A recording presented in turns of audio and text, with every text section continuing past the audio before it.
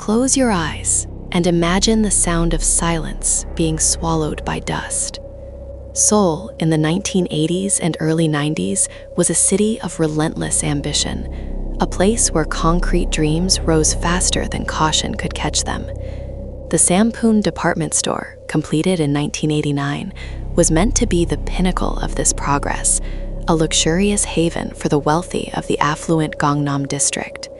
It was 5 stories of polished granite, designer goods, and endless opportunity. But the foundation of this monument was already poisoned by deceit, right from the moment the first column was poured.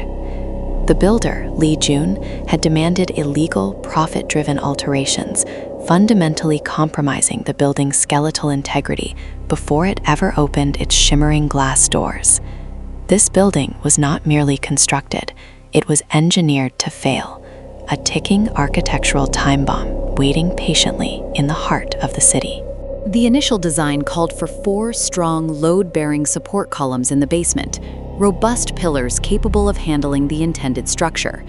But to maximize retail space, to squeeze every single dollar out of the footprint, Lee Jun's team ordered the diameter of these critical columns to be reduced significantly. They were weakened, made thinner, and, crucially, fewer steel reinforcements were used. Compounding this structural sin, the building was supposed to be a 4-story residential complex, but was illegally converted mid-construction into a 5-story department store. When local officials tried to stop the expansion, they were simply bribed. The structure now bore immense weight on insufficient supports, a heavy cloak draped over thin bones. Every customer who walked through those doors was unknowingly stepping into a catastrophic trap built on corporate malice and corruption. The greed escalated dramatically when the 5th floor, originally planned as an ice rink, was converted into a sprawling complex of 8 traditional Korean restaurants. This was not a minor change. This was an act of structural sabotage. Traditional Korean restaurants require heated flooring, or ondol. This demanded the installation of thick, heavy concrete slabs and hot water pipes across the entire 5th floor, adding hundreds of tons of unanticipated weight directly onto the building's most stressed area. Furthermore, the building's massive air conditioning units, weighing 46 tons each, were placed on the already overloaded roof. When the vibrations became too loud, management didn't reinforce the roof. They simply dragged the units across the concrete, causing deep fissures and cracks above the weakened pillars. This heavy dragging was the building screaming for help, an unheard final warning. The true decay began months before the final disaster. In April 1995, just 2 months prior, staff noticed unsettling cracks forming in the ceiling of the 5th floor.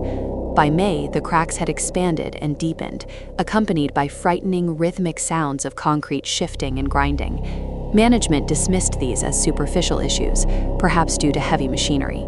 But employees working near the main staircase could hear the low, disturbing groan of the building itself, the weight transfer causing the structural supports to compress and buckle.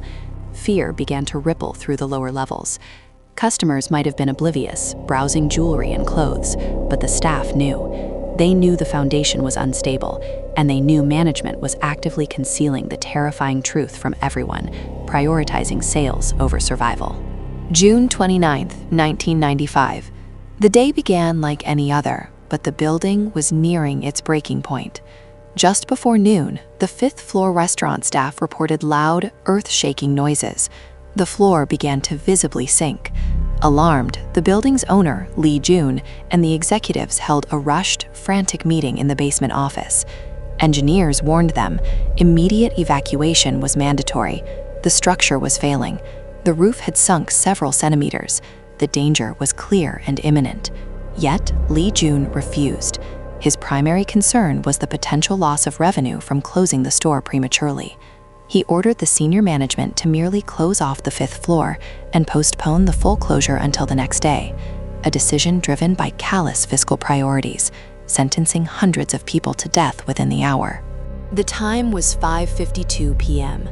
Employees who understood the severity of the situation desperately tried to warn customers, but without an official evacuation order, their pleas were dismissed as rumors or hysteria.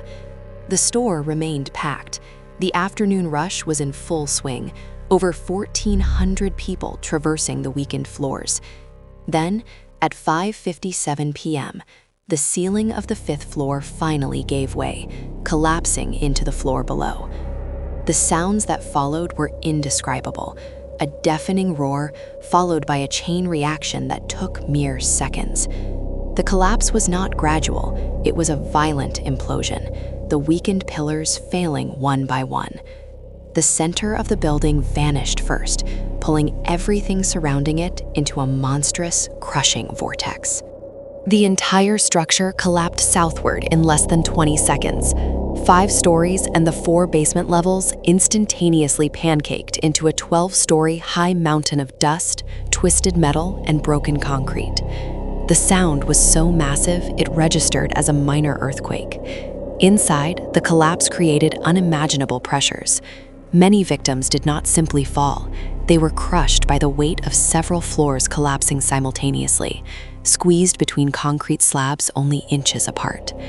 For those trapped in the void spaces, the silence that followed was the most terrifying horror. A heavy, suffocating silence, punctuated only by the distant, muffled cries of those buried alive, their reality now reduced to darkness and debris. The immediate aftermath was pure chaos. The air was thick with concrete dust, making breathing nearly impossible and visibility zero. Within minutes, thousands of neighbors and emergency personnel descended, facing a disaster site unlike anything they had ever seen. The rescue effort started slowly, disorganized, and tragically unprepared. Initial reports vastly underestimated the scale, claiming only a few dozen casualties, but beneath the pulverized debris, hundreds were entombed. The first hours were critical, yet the weight and instability of the mountain of wreckage made immediate deep access impossible. Hope quickly faded into grim determination as rescue teams began the agonizing task of sifting through the remains of a store that had become a tomb for 502 souls. Days turned into weeks, and the search became a recovery mission. But then, against all odds, the first miracles occurred. On July 9th, 10 days after the collapse, a 20-year-old student named Choi Myung-suk was pulled alive from the rubble. She had survived in a tiny pocket of air, drinking rainwater. Then, on July 11th, a 19-year-old clerk, Park Sung-hyung, was found. She survived for 17 days, sustained only by a bottle of soda and the quiet darkness. These incredible tales of endurance shocked the world and reignited the flagging spirit of the rescue teams. They proved that life could persist even in the deepest recesses of that concrete coffin, offering a flicker of light in an otherwise total darkness imposed by human failure. The investigation that followed uncovered the horrific scope of the negligence. The Sampoong collapse was not an accident. It was mass murder disguised as construction failure. The reduced column size, the illegally added 5th floor, the heavy restaurant heating systems, the placement of the massive AC units, all traced back to owner Lee Jun's absolute disregard for safety in pursuit of profit. Lee Jun and his son, Lee Han-sung, were eventually convicted of criminal negligence, facing sentences that, for many, seemed far too lenient given the scale of the tragedy. Furthermore, multiple city officials were indicted for accepting bribes, revealing a systemic failure of oversight that allowed this architectural atrocity to rise and fall. The guilt was shared, deep within the fabric of Korean business and governance. The legacy of Sampoong extends far beyond the pile of rubble in Seoul. It served as a brutal, necessary wake-up call for South Korea, forcing the nation to confront the dangerous consequences of its hyper-accelerated economic development model, where poly, the culture of speed, often triumphed over safety. New regulations, stricter building codes, and harsher penalties for corruption were swiftly implemented. The disaster site eventually became a park, a quiet memorial dedicated to the 502 lives lost and the 937 injured, a perpetual, somber reminder etched into the landscape of Gangnam, ensuring that the cost of corporate greed is never forgotten. The Sampoong disaster is a ghost story told in concrete and dust, a chilling testament to what happens when human life is appraised less valuable than square footage and quarterly revenue. As the years pass, the echoes of that 20-second catastrophe continue to resonate, a low, unsettling whisper in the heart of modern Seoul. The memory of those buried alive serves as a permanent caution, reminding us that some wounds in a city's history run deeper than any foundation. Thank you for enduring this bark dive into history with us. If this story chilled you to the bone, don't forget to like and subscribe for more updates.